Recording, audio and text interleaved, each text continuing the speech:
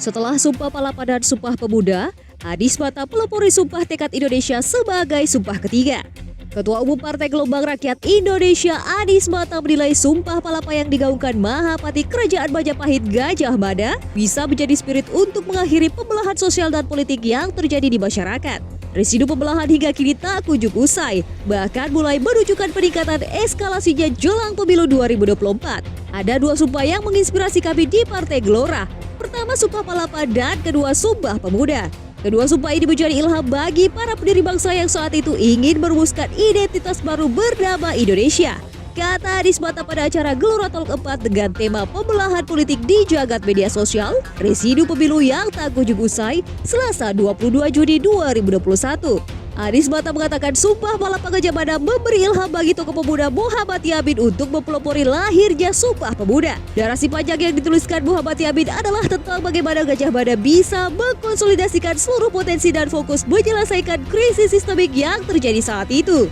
Anies Mata berharap Sumpah Palapa Gajah Mada bisa menjadi tekad untuk melahirkan sumpah ketiga, yaitu Sumpah Tekad Indonesia untuk bangkit dari krisis dan menjadikan Indonesia 5 besar dunia.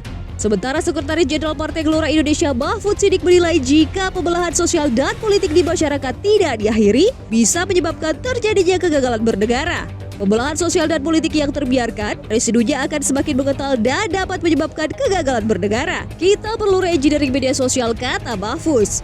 Senada dengan hal tersebut, Diah Kartikarini, penggerak Jaspep, menilai pembelahan yang sudah berlangsung selama 9 tahun sejak 2012 dan menguat sejak Pilpres 2014 bisa diakhiri karena kedua belah pihak yang bertarung dalam Pilpres 2019 lalu sudah menyatu dalam satu kabinet.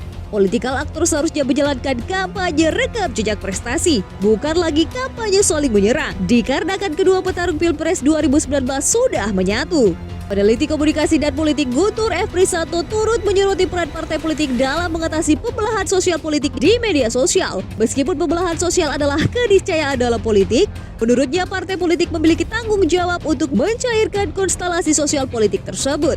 Di sisi lain, Ari Prisanto selaku penggerak relawan ganti Presiden 2019 menegaskan perlunya menghadirkan ide nasionalisme bersama yang bisa jadi pemersatu. Kita bisa disatukan oleh sepak bola dan bulu tangkis dikarenakan kita dipertemukan dalam satu spirit nasionalisme. Jangan biarkan waktu kita terbelah oleh pertarungan politik, tutup Ari Prisanto.